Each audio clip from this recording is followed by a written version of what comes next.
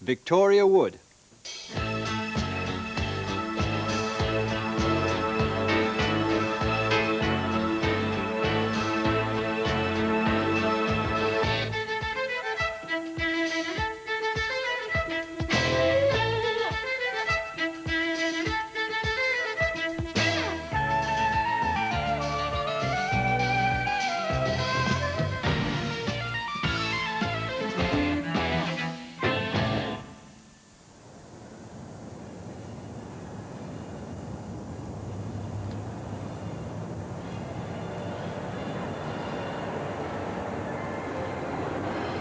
If I actually thought, you know, that 3,000 people were putting their coats on and locking the front doors and getting into their cars just to see me, I'd have stage fright. 2 to come up over 10 seconds.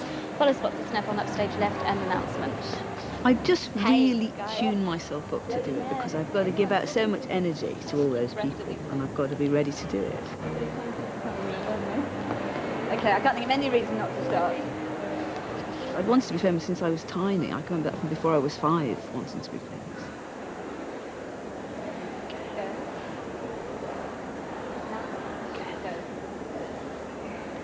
Please welcome Victoria Wood.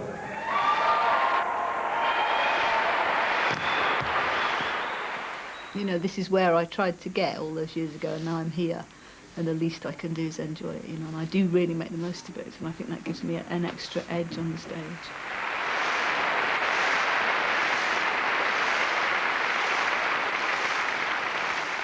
Hello. Well, here we are then, we made it. We're out of the house, we got here. We said, that's it, Tuesday, we're coming out. No more sitting in front of the television eating pizza straight out of the box. Scraping cold mozzarella off the lid 2 hours later. We're coming out. We want glamour, glitter, excitement. This is Blackpool, we'll have to come to Winter Gardens. Welcome to lovely St Albans. I was here last week, but before that I hadn't been here for ages and ages. When I got here, the manager said to me, do you notice any differences? I said, no. And he said, oh, we've put a new pedal bin in the ladies' labs, and we've called it an arena. I said, oh.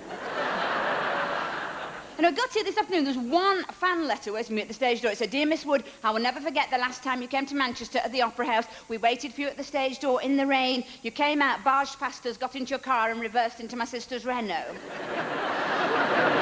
I don't think I've seen a cleaner Cortina. He washes it more than his neck. Hello? I said, can I see the doctor? She said, I'm afraid that's not possible. I said, well, can you draw me a picture of him? Just 2 coffees, no sweet. Nice plate of brains and a ginger nut. I used to drink battery acid. Oh, no, I'm going to be sick. She said, your real father is actually a right prominent rhythm guitarist. She had postnatal depression. She showed me the baby. And then I had it as well. One needlework piece next week, then. Philippa will be showing us how to stitch up the mouth of a talkative friend or relative.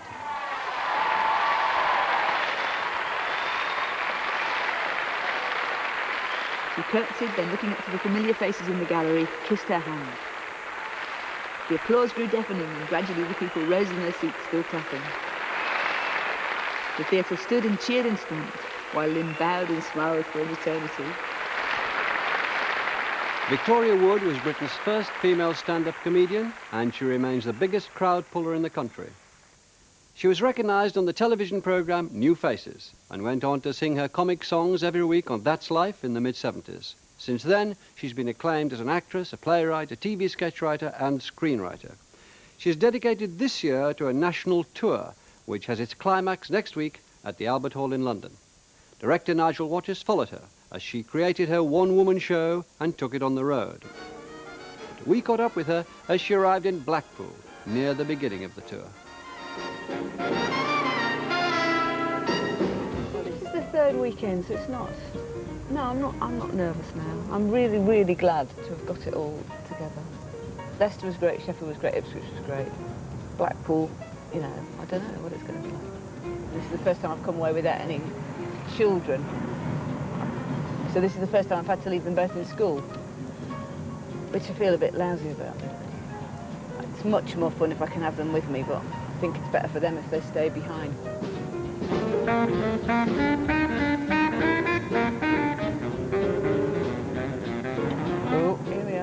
Blackpool Opera House in the Winter Gardens is the largest theatre in England, with nearly 3,000 seats.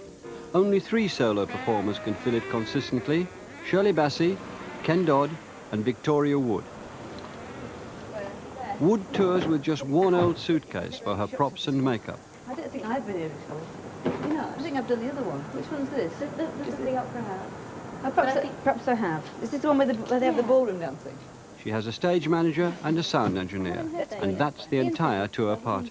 Well, if he's been here before, then I... Yeah. Which is this? This is the new Yamaha. And it hasn't been tuned yet. It's due at 3 o'clock.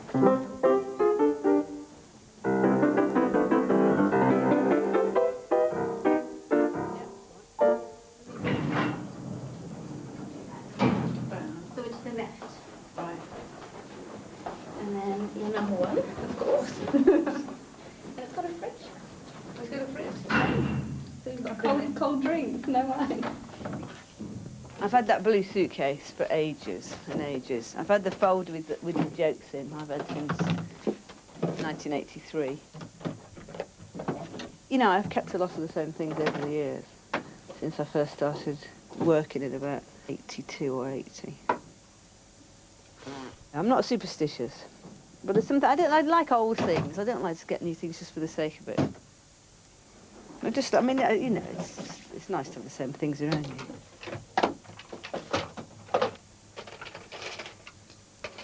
Some of these bushes are ancient.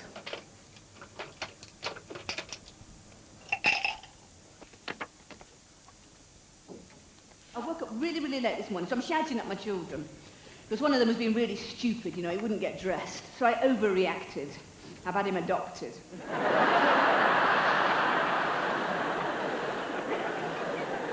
No, it's all right, I'm going to collect him from the social services tomorrow.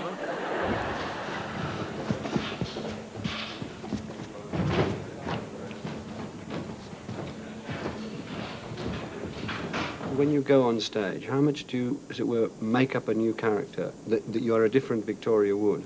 I don't. I Yeah. don't. I mean, Did I you- feel that that's me on stage. Yeah. I'm not. Did It's you not used to an do that? act. No. No, I used to feel that the real me was on the stage and the rest of me was fumbling to catch up. That when I was on stage, I was talking honestly and communicating with people that I had difficulty doing the rest of the time. How you doing? Lights? Yes? He's still focusing. Yeah, okay. Does Ian want to do a sound check? Yes. Can't find him. 1, 2, 3, 4, 5, 6, 7, 8. We try that with a bit of aerobics. Yeah. Just to check your monitors. 1, 2, 3, 4, 5, 6, 7, 8, 9, 10, 11, 12, 13, 14, 15, 16, 17, 18, 19. Hi! Sorry I'm late. Welcome to Step. I'm Hayley Bailey. Welcome to Step with Hayley Bailey. I'm very much in love with the simplicity of being a stand-up comic. You know, we have lights, but we don't have a set. We just have a piano. We just bring the audience in. We just do it. You know, it's a very simple operation. We'll take the greens down a bit, see what that looks like. I don't want it any less bright, really. How do you see the audience? I don't want to see them at all. I want them to be a black mass. I want them to be an audience that I can get a sense of. I don't want them to be particular people.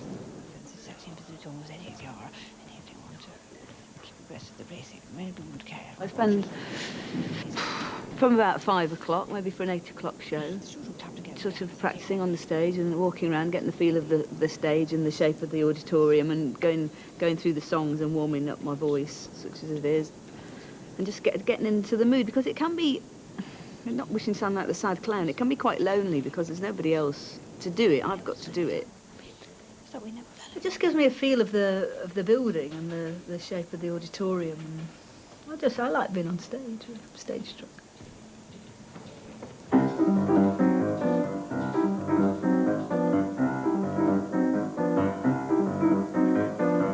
God, you know that you're ready in a magazine.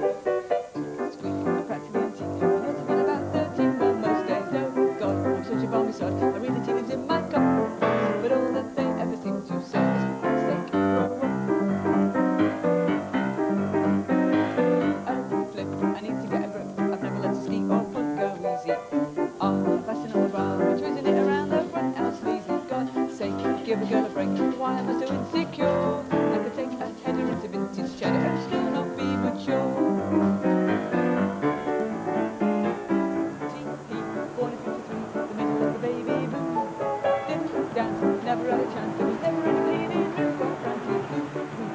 Victoria Wood was born in 1953 near Bury in South Lancashire.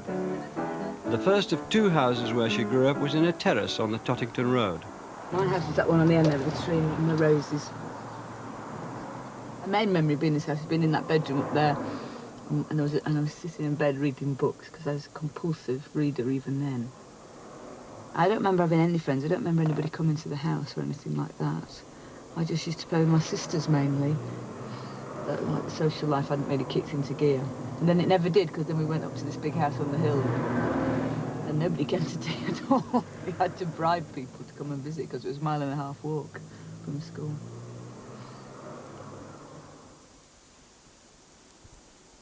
I remember sitting in our garden in Tottington Road thinking I want to be famous.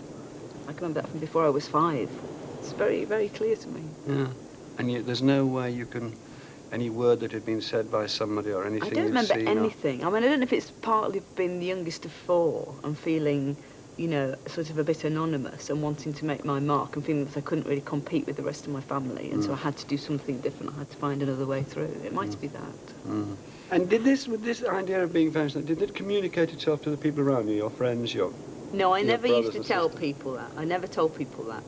It was a big secret. It was always a very solitary thing. When did the idea occur to you of being a stand-up comic? Just... Well, I mean, I didn't know there was such a thing as a child. I certainly didn't know there were women stand-up comics. I saw Joyce Grenfell when I was about 6, and that certainly planted the seed of a woman standing on stage alone. I found that very appealing. As a very sort of isolating person, I found that appealing, the idea of standing on stage on my own and not being with other people, I think. I saw her show, and then there was a woman called Libby Morris, a Canadian, who came over in the late 60s, and she had something called a one-woman show, and that phrase really stuck with me. So I had that in my head to do from about 15. And so when you were buffeted at school, as you say you Yeah. were, and that must I have... had a little feeling inside me that it would be... I mean, people say, well, you're really funny. And I used to treasure all these remarks if I ever got... I used to write them in my diary. If anybody ever complimented me, I used to write it down. On being funny? Yeah. And I in did. class, did you try to make people laugh? Not so much in class. I wasn't the class joker. There were certainly lots of people who were funnier than me. I used to tie people up and put them in cupboards, so I wasn't exactly witty. Did you? I did. Sorry, Gail Melling, but I did. So we got down this big jar of acid, and somehow I think it was leaking or something, because I don't know, somehow this big hole come in Rosie Sutcliffe's blazer, and like all the lettering come off of a former captain's badge. And somebody said, that is dead dangerous, that is, we must like rinse that off with water. And so I was like helping her hold her head under the taps, and a sock had got in her mouth somehow. Hey ho, I don't blooming know God gives us all a place on earth like Chorley. How sad the life I might have had if I'd been swapped at birth to Lawley. Ho hum, I've got it all to come. Tomorrow is another day. Well, I'm 5'5" and I'm still alive, and that's all I want to say. When Victoria was 5, her family left the neighbourly terrace in Tottington Road. When she was 11, her mother went to college and subsequently trained as a teacher. Her father was an insurance salesman who also played part-time in a dance band. I used to play the piano with him. That was the main thing that I did with him. Because he was a frustrated entertainer. He'd done shows in the Navy and things like that. He would have loved to have done what I did. I suppose this is the right road. I've never actually driven from Tottington to my other house. I wrote the names of the notes underneath a piece of music that I knew, Polly Wolly Doodle. I taught myself to read music from that, and I did have lessons, but I couldn't cope. I couldn't cope with being with the piano teacher in the same room. I was too shy. I used to sweat. My hands used to slip off the keys. I was so nervous. So I stopped going to piano lessons. And so I started playing on my own, and I thought, well, my parents will be cross if I play the piano because I'm not having lessons. So I used to play piano in secret. And when they'd gone out, I used to run to the piano. I used to dream about playing the piano. And then when I heard their car come up the drive here, I used to get off the piano and close the lid, and the piano would be still steaming, and I'd run to another and put the television on. For years I did that, just something that I did in private. And then they said, we know you played the piano. And then I started having lessons again when I was 13. I played anything I could read. I was very good at sight reading. Having lessons, are you? Professor Hartley. Oh, yeah. Should ask for a refund. And when we lived in a very strange way, we all lived in separate rooms in my house. We lived in this big house on a windswept hill on the moors. And I had a room with a piano and a television in it. And I either watched television or played the piano or read or ate sweets. And I just did those 4 things, usually all at the same time. And I've based my career on at least 3 of them. I was left to my own devices. So I lived in a very odd world. I don't know if I was obsessive because I had nothing else to do or whether I was just like that anyway. I think I have a streak of that in me anyway. And, you know, even if I'd lived on a road and had tons of friends, I think I would have been a bit like it. But it was certainly, it was a way of filling up time as much as anything.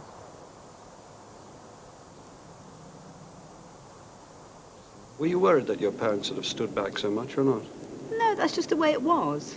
And I didn't expect anything different, really. That's what we were used to, that we all lived in a very separate way. There's a problem. There's no support vessel, no officials, nobody. Chris is entirely alone. Are you still going to go, Chrissy? Yeah, I think so. I might as well. It's Fred Marie's at Kidderminster today, so I haven't got anybody to play with anyway. That was 8 days ago. And Chrissy hasn't yet reached land. No one seems to know where she is. Oh, I'm sure she'll turn up eventually.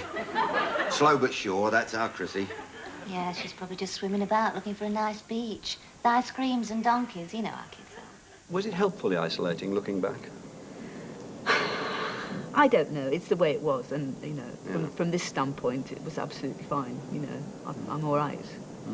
So can you look back and feel any encouragement there from this? There was encouragement in the sense that you could do what you wanted, which was a bit scary in a sense. But it made me very. I mean, on the one hand, I was shy and I didn't go out very much. I didn't have a very normal social life until I went to a youth theatre, and when my life changed and the sun came out. But it was you know, at least I had freedom to have. I had an individual mind. I think, you know, I have a good vocabulary because I read all the time. And that's been very useful to me. What gave you the sort of idea to go to this theatre club when you were about 15? Because my sister went, and I just suddenly thought, oh yes, this is the thing I can do. This is what I'm good at. After being told at school, oh, you can't do this, you're hopeless at this, you're bad at that, you know, you're so naughty and dirty and messy, and I suddenly, you know, this thing clicked. I thought, well, this is the thing I can do.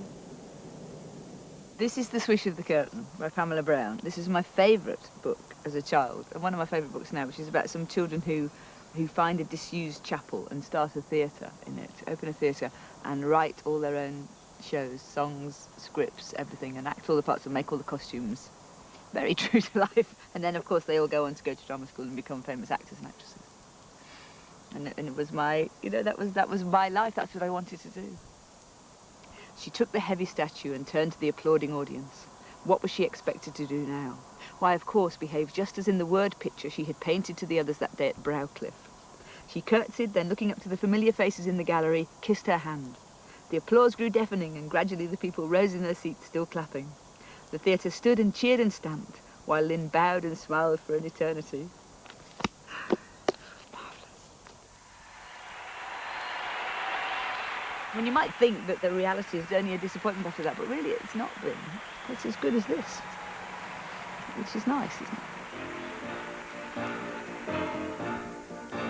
Oh, I'm 17 and I live round here, and it's not so bad. And oh, my sister's left, so I'm just at home with my mum and dad.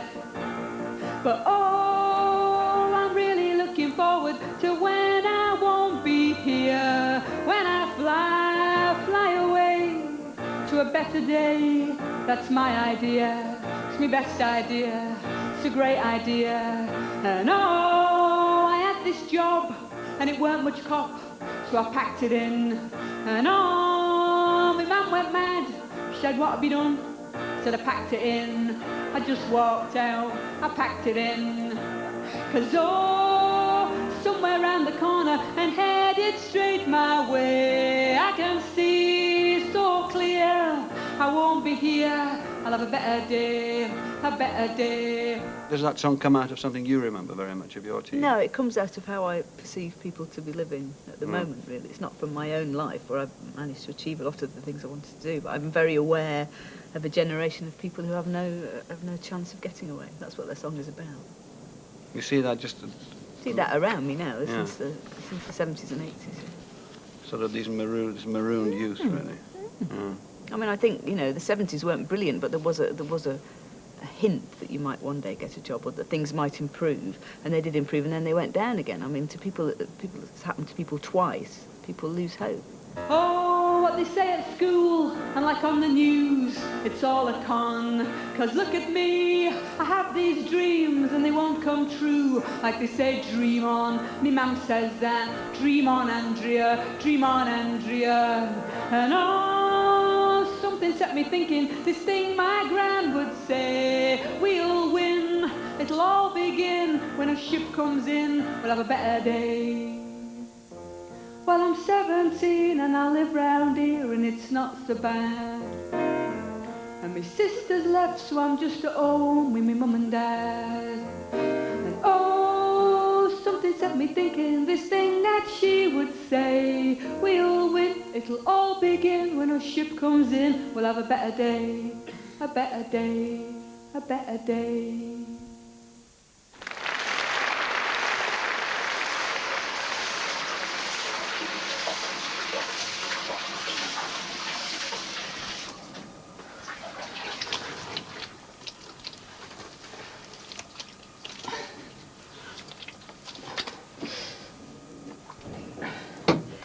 I'm just relieved to think that I've come off and nothing awful happened. I mean, I can't deny that it's an effort to do. And it's like climbing a series of little hills, you know. I've got, you know, I get the first half out of the way and think, oh, now I've got that thing in the beret, then I've got that song which is so difficult to articulate, and I've got to make sure I get my mouth around that. Then I've got that whole piece, and that's got to be chopped up really nicely and not just run into a sort of big bland mess. It's got to be broken up. And then I've got that big song, and then I've got the little song.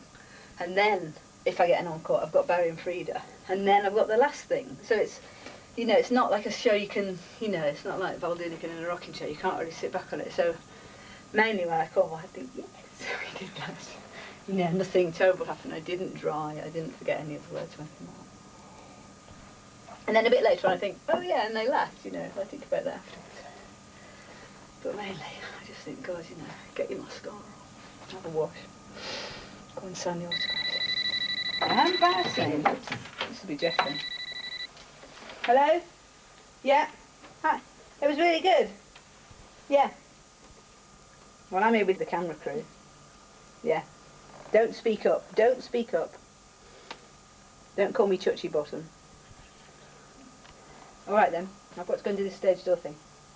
Oh, hello. I've been signing because I've been signed by Oh, you've been signed already? in Liverpool. Oh. Well, they're very nice, I must say. Yes, especially made.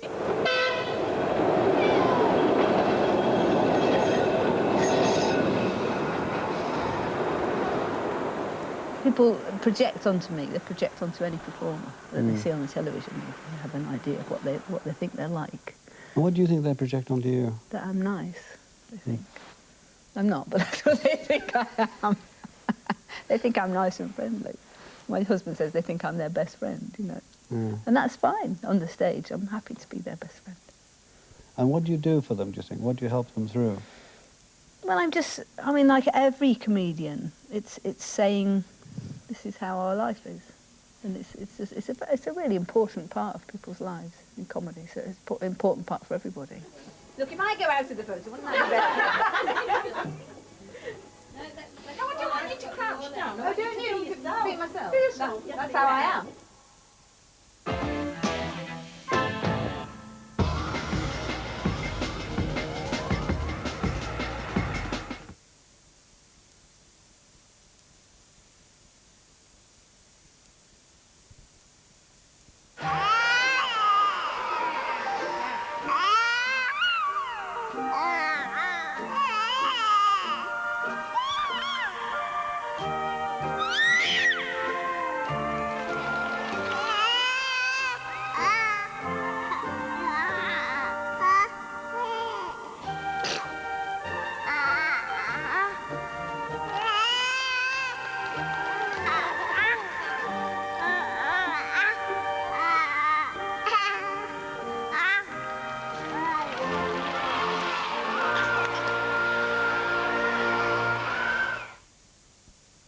Have you ever had this experience? Your hair color just doesn't last long enough? It can start to fade, especially outdoors.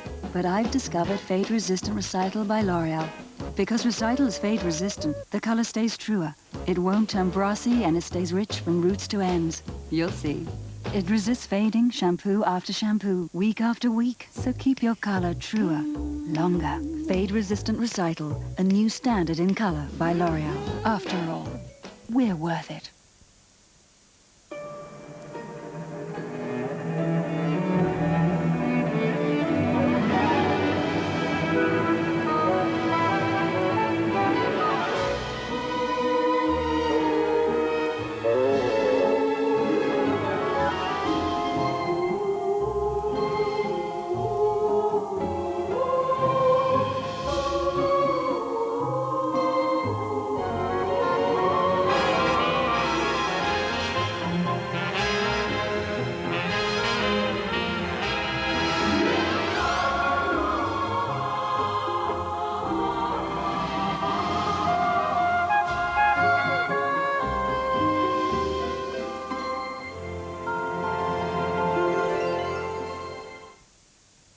Direct Line, Britain's biggest direct motor and household insurer, also provides mortgages.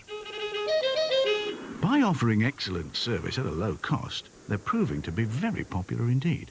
So popular, in fact, that every week thousands of people are coming to Direct Line for their mortgages from all over Britain. So, if you're moving house or just want a low-rate mortgage for your present home, call 0121 233 9099.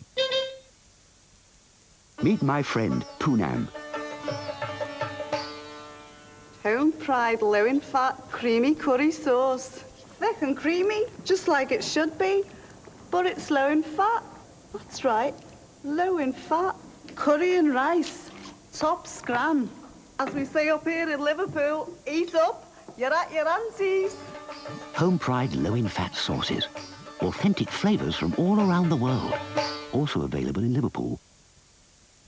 Starting in the 10p Times tomorrow, get up to 50% off short breaks at over 350 Johansson's hotels. If your Orange phone is lost, broken or stolen, we will replace it within 24 hours. Free of charge. No other network does this. The future's bright. The future's orange.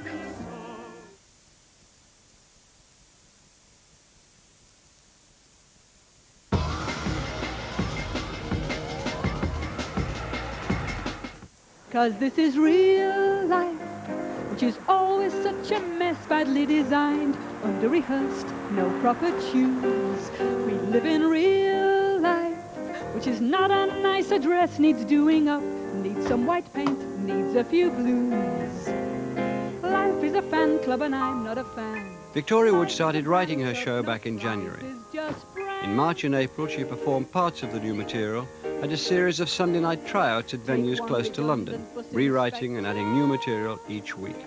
We joined the long-term on M4. You can't do comedy without an audience. And I'll assemble a show that's full of old stuff so that I know it's going to go well, and then I put in more new bits, less old bits. At St Albans, she'd decided to experiment with one of her routines by playing it as a character rather than in her own voice. This called for an extra stage prop. I'm going to probably hide them in the piano and put it on. Well, not a new bit, an old bit. The pointiest one. That one.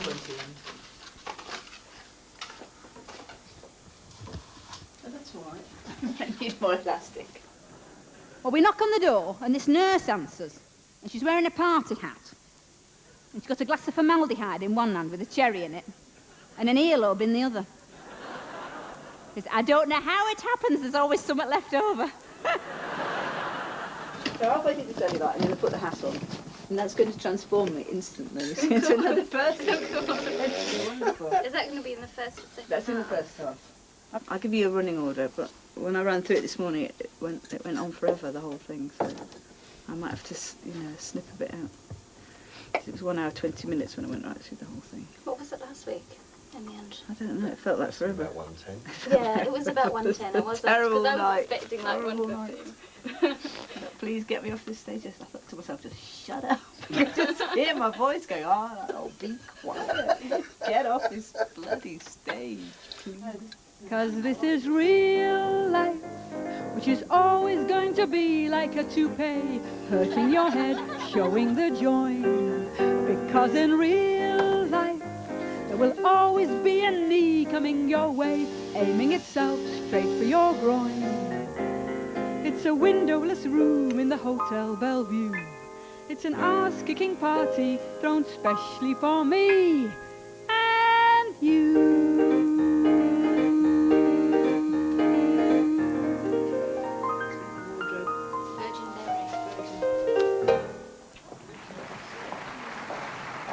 Hello. Now, I must tell you, under a bit of a strain tonight, got a film crew with me filming a fly-on-the-wall documentary. It's a bit of a panic. Fly's just died. It fell off the wall. But it's such a worry having a film crew with you wherever you go. You have to watch what you say. I haven't said bollocks since Thursday. Is there any way you can identify what makes a good joke, or is that impossible? It's rhythm, really. It's rhythm, it's unexpectedness, it's the sound of a word. It's like Neil Simon saying consonants are funnier than vowels. It's picking all those things. It's having a sense of what will work. It's surprise. It's having things coming off the offbeat instead of the onbeat. It's a lot to do with music, really. The only thing I could find to put on this morning was a body. No, body. Got it on Fantasy. This is by Fantasy, this body. I have got one made by Burley. But you feel such a fool, don't you, in a department store going up to a woman saying, have you got a large white Burley body? But they're such a faff, aren't they, bodies, to get on and to get off. I mean, I've got friends who wear tights and knickers and a body and like a little dress or trousers, and they go out for a few drinks and they sit there and they go, oh, sod it, Angela, let's just wet ourselves.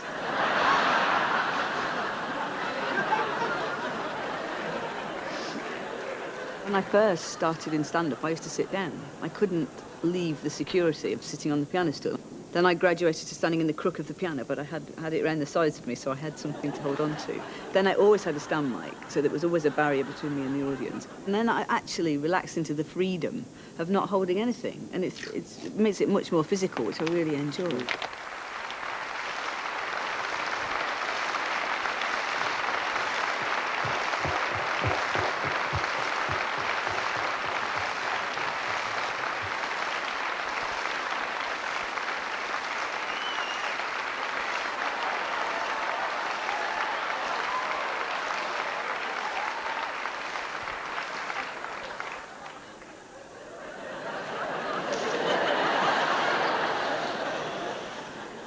Hello? I'm collecting. We're not allowed to, like, call out and draw attention to ourselves. But we can do, like, quite an interesting rattle.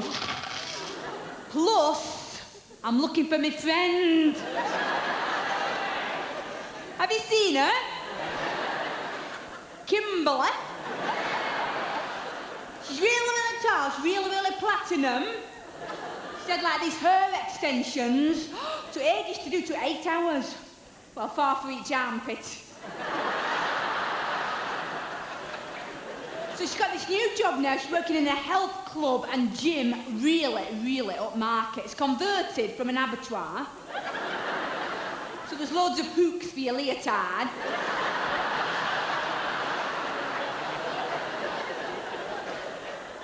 During these early tryouts, Victoria's husband, Geoffrey, himself a professional performer, provides an outside eye to assess audience reaction and help shape the final show. I'm not the director. I just notice things that occur to me. And if, when I tell her, she thinks they're worth noting, she will take them into account. If, say, half the audience is laughing, but another half of the audience isn't laughing, I'll try and work out why that is. A sweet old couple had a party, 'cause they've been married 60 years. Sat hand in hand and hale and hearty. The local press were all in tears. The woman from the news said, Ivy, what What's helped your marriage last so well? She looked at her husband, then said with a wink, regular sex with the Coleman, I think.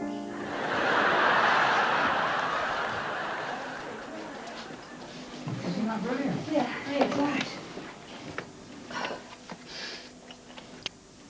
Sorry. How long was that? Oh, it was a long time. It was. As long as that How was... It was total. It was an hour and 22. Yeah. The opening bit was 22 minutes and 12. Yeah. And then up to the new song it was 28, and then it's real life it was 53 minutes. That's all right then. That's the first half. We've done it. The first half will be, well, the first half will end up about 55 then. Yeah, that's all right, isn't it? Which is exactly what you want. Yeah. It was much better. The hat. Yeah. It was. But somehow those lines are much better coming out from someone else's mouth I than know. yours. People don't like to hear me say arse, you know. The British public. It's my beauty tip, Amy. Have I given you my beauty tip? You have to wash your face for a minute. A minute. And that's it. To loosens all your dirt out of your pores. A bit of a mess on. Yeah? Yeah. What do you wash yours in? Well, any old thing. It doesn't matter as long as it's for a minute, you know. Brillo powder, then I'll do it.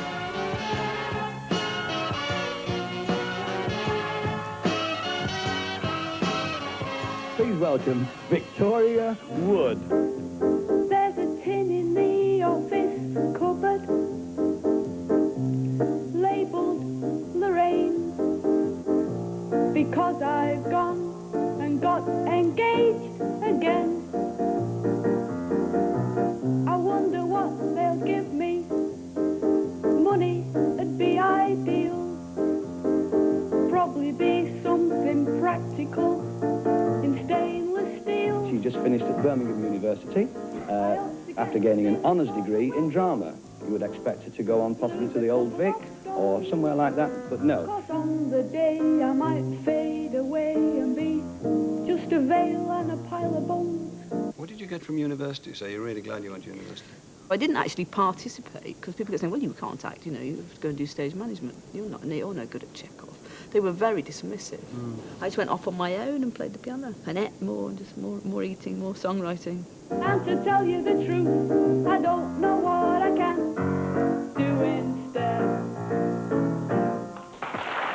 When I went on New Faces, they said, well, you're very good, but I don't think you'll ever work because there's nowhere for you to work. Somebody said, this woman is doing sophisticated cabaret and there's no such thing in this country. It's all, you know, it died with Noel Coward, it's all gone. And so I was constantly being told either I didn't look right or I didn't sound right or there was nowhere for me to work. And I didn't, they were right. I was out of work for 4 years. So you just potted around for the... I potted around miserably, yeah. How did you cope with it?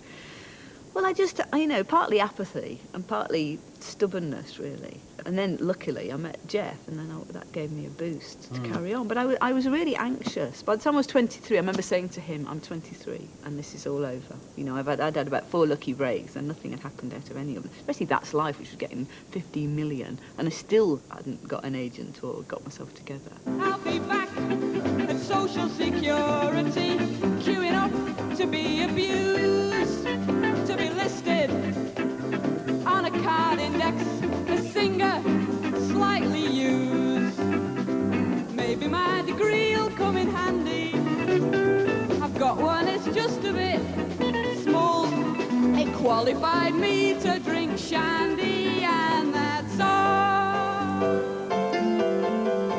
When you went from the bed-sitter to the studio, did you sort of change personality? On the train, yes. I felt much more comfortable because I felt, well, this is the thing I can do. I can write songs and sing and I can play the piano. And then I felt I was in the right place. The rest of the time I felt I was rather floundering. Slowly her act stopped being a lot of songs strung together and started to become something that was about her rather than about a lot of songs. And when an entertainer starts talking about themselves, then they're getting good, because then they're having the nerve to be honest. Nobody arrives fully fledged on the planet as a good comedian. So I had to go through some sort of turmoil the first few years. I don't regret being out of work or anything like that. It just took me a long time to learn the job. it's easy to forget that she was the first female stand-up comic. There was Beryl Reid, who was a huge star, doing a character. There was Joyce Grenfell, who was doing characters. There was nobody until Victoria did it, who stood behind a stand mic and told gags, and she had to invent it for herself. Because when you buy a house, and anybody who's bought a house will know this, you do it almost at random, you know. I mean, I've spent longer choosing shoe polish than what I have houses. You go in a house and you say, oh, I love their Hoover, we'll buy it. Yes, please, thank you. When Jeff met me, he decided to stop being an actor and start being a magician. And his first big job was to do a summer season at the end of the pier in Morecambe. And we took a little flat. And again, apathy and isolating and things. We just stayed there. And we sort of made a joke out of it. We pretended we liked it, but we didn't really like it, because we were really lonely, but we couldn't say it. That was a mad decision. That was a mad, stupid decision. That street to the left of the market, that's Oxford Street. That's where we used to have our flat. Jeff and I had a flat on the first floor. And a woman next door to us got very upset because the TV Times came to do an interview about me, and they said Victoria Wood lives next door to a house with sauce bottles in the window, which it did have sauce bottles in the window, but she was mortified that they'd actually put this in black and white. She thought it was my fault. Anyway, we left there, and then we bought a house in Silverdale. Not a very good place for comedy, no. There's no comedy in scenery. You need people for comedy, really. I suppose I wanted to be odd in a way. I wanted to cut myself off. I wanted to be separate. I didn't have the nerve to go to London, really. Is that what it was? I didn't want to compete. What I'm slightly surprised about is that you regret it at all, given the amount of material that seems to me to come through. Yes, I just wish I'd had a bit of a life, that's all. I had a great act and no life. I was posed endlessly on piers and in front of shooting galleries, you know, and that was Northern Funny Girl. That's who I became. I was a Northern Funny Girl. Pretend to be northern, just smile and accents. Say something northern, it doesn't have to make sense. Make a list of northern cliches, and you can't go wrong. Put in any order, you've got a northern song. You just go tripe, clogs, going to the dogs, bringing a Blackpool tram. Brass band, bodies in your hands, ribbons the next door man. Walk, cap, for the straps, shawls and scabbies. Hop, hop, 7 to a cop, and scabs and mushy peas. The first leg of Victoria Wood's British tour finished in July, nearly 5 months after her first tryouts. The final performances were in Manchester, a few miles from the town where she was brought up. I do like the Palace. The theatre we used to go to when we were little, to see the pantomime. We used to sit at the back, right at the top. The gods. When I was little, you know, there was no party bags or no consolation prizes, none of this everybody has to go home with something. When you played musical chairs, if you were out, you were out. I mean, like, out in the streets, go on. It's raining, Mrs. Pickering, I mean it. People would expect me to say, didn't that feed your sense of being brought up there? Didn't that give you a head and shoulders start in humour? Being in Ramsbottom and all that northern humour that we're all supposed to have. I mean, wasn't that a flyer of a start? Well, was it? Well, it was very, like I say, it was very isolated. You know, we were on this hill. We didn't have any neighbours. Nobody ever came to the house. But certainly, I found when I started writing that I had been fed in all sorts of ways I was not even aware, and that people were coming out of my pen that I had not ever been aware of hearing. But all those voices and all those people, they'd soaked into me somehow. And you know, when you do pass the parcel now, you have to put a little prize in each layer so that each child who unwraps a layer gets a prize. None of that when I was little. You were lucky if you got one at the end, you know. You'd unwrap the last thing and go, there's nothing in it, Mrs. Pickering. No, that's life, that is. Think on.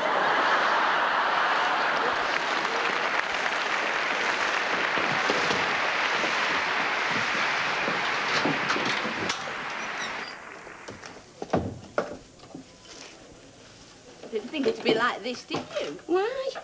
Well, when I won the colouring competition in the Evening News, I was invited backstage to meet Harry Seacombe at the Palace Theatre as part of the prize. Sleepy Time Elves I had to colour in. So I remember having terrible trouble with the stripes on the pyjamas. Of course, that was before felt tip. We went to see Freddie Garrity once. You know, Freddie and the Dreamers, in his dressing room. And that was like somebody's sitting room. Sort of telly and a bed and everything. I went off him, though, because he had a string vest. Talent, Victoria Wood's 1978 stage play about the backstage experiences of a talent contest competitor and her friend, was recorded for television by Granada. The head of drama there, Peter Eckersley, immediately commissioned her to write 2 new plays especially for television, and then her own series.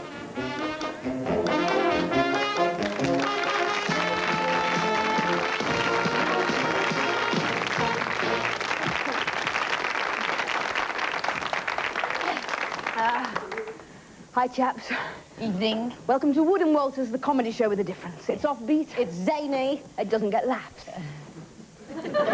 We did some of Wood and Walters, I think, in here, even though it's so tiny, and they just had little tiny, 2 little strips of audience, and the audience were ancient, they were about 80, and somebody came out, the warm-up man, and said, now we're going to do a sketch set in a boutique, and they went, what's a boutique? And nobody laughed at any of the sketches, and one woman turned to them and said, we're missing Brideshead for this.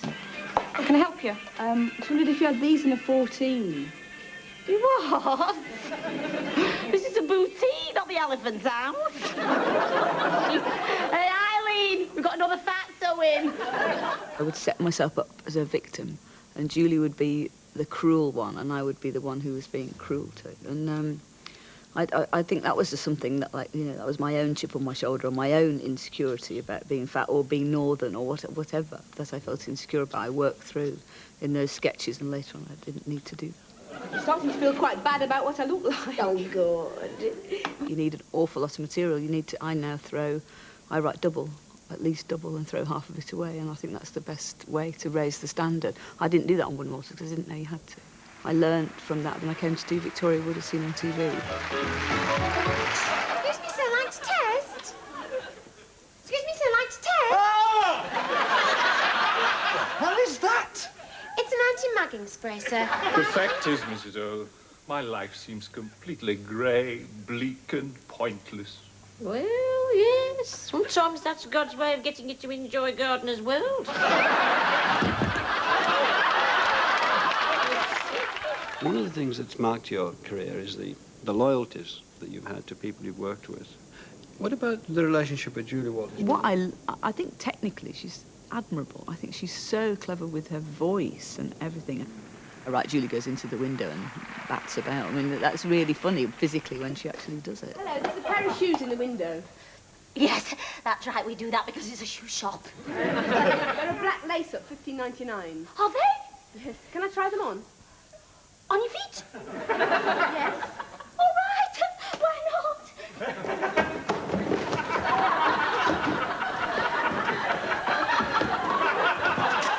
It was like it was specially for me. And everything she writes feels like it's especially for me, that if I could write like that, this is what I would write. Sorry, the black ones, they're a flat lace-up. Beg pardon? Well, those aren't flat.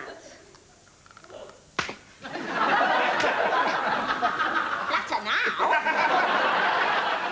I mean, I can draw things out of myself, but mainly I have to draw out of me, my life now and the way I live now. Certainly as far as stand-up goes. I can't, you know, people, when I moved from the north, people said, well, what will you write about? I said, well, I'll just write about what is now. Where I live, it's really filthy, and mainly because of traffic. So much traffic. And you know, all the traffic where I live is these women in these huge four-wheel drive Jeeps driving their children to school. Now, why do they have to have four-wheel drive in London? I don't understand, you know, unless they're worried about encountering a low-sugar Ribena slick coming up Highgate Hill. What eventually got you to make this huge leap and come all of 250 miles south to London? I was always packing up one child and travelling with her up and down the motorway. And it's not a nice drive, you know, it's 5 hours at least to get to London from Silverdale. I said, we've got to have an ordinary life, where we just, you know, we take them to school around the corner and we go into work and we, you know, we come back at the end of the day. You know, a meeting takes half an hour to travel to and not 5 hours. I was just trying to turn into a normal person, really. Do you think success helped you to turn into what you call a normal person? No, it didn't at all, because I was successful for ages and still barmaid, so it wasn't really that. You describe yourself as barmaid? But not now. Where did the barmenders come from, do you think? It's partly been very driven and very set on one thing, to the exclusion of everything else. And also, I realise now, living in a world of books, I learned everything I knew about life from books, and so life was a constant disappointment to me. It has changed. She has become... But I think that's the key of it, that she's happier with herself and more confident in herself. And so she's, you know, able to give out. And, I mean, it's a terrifying thing to have to go out and stand on a stage anyway. You'd have to be mad to be totally confident in the first place, wouldn't you, really? Oh, dear, you see, I'm not a proper celebrity, you see, that's the trouble. You see, real celebrities, they do things like getting drunk and dancing naked on tables, which I just don't do. Anyway, the tables in Pizza Hut are really wobbly, aren't they? See, if I was a real celebrity, I'd have to have at least 4 children. 1 naturally, 2 adopted, 1 from sperm sent in by a well-wisher. And I'd have to call them Pinky Perky, monosodium glutamate and Satsuma. What attracts you about writing about celebrity? It's something that's happened to me, so I can see it from the inside. But also, I'm not particularly taken in by it. But I'm just interested how people, whether, you know, people who read their own press and people who believe their own reviews. I, sexy yet vulnerable, and I'm quoting from Harper's here. I, Pat Bedford of Glamour, who came 6th in the world's most envied bottom poll, 1992, just 2 below Claudia Schiffer, have now been publicly linked with a woman whose buttocks practically skim the carpet. And were you particularly pleased with Pat and Margaret? It brought together a lot of themes that are in your shows, didn't it? The lonely, isolated girl. It did, yeah. And then this glamorous television, yeah. well, in this case, film world star. And also, what effect does it have on somebody to be famous, to be brought together with somebody who's not famous? I was very interested in the clash of that and how people perceive themselves when they're famous. Yes, Margaret Mottershed, motorway waitress, the sister you haven't seen for 27 years. Now one of the highest paid actresses in American television. A very special magic moment. Here she is, from Glamour, the glamorous Patricia Bedford. The first premise of Pat and Margaret was 2 people being reunited on a television show. It was dealing with families and history, people's pasts bumping up against people's presents. Isn't that our best one yet? There's a sense in which Pat and Margaret was, to some extent, both you. It was both me. Yeah. It was. It was that battle between the one who can never get on, the sort of impotent person, and the one who's so determined to get on. There's no room for anything else. It was sort of, yeah. And so you would, I mean, that sort of... A bit perspicacious of you. Pardon? A bit perspicacious. You signed this. It's just to say, we're not related. I haven't got a sister. You have no claim on Pat Bedford, Inc. That's my company. You're not signing this. What? You have got a sister. I am your sister. You know I am. You recognised me straight away, didn't you? You don't have to sign it until Claire brings the cheque. People behave as if what was written about them was true, and we all know we're all little frightened, vulnerable people, but some people will read what, you know, they're billing on the poster and actually believe it. When at the end of the day, we all have to go home, you know, the theatre lights go out, we all go home, who are you then? I was just interested in that, and somebody who'd blocked off their past and was acting as if they were just a famous person. Well, nobody is just that. Everybody has a history, and that's what I wanted to get into.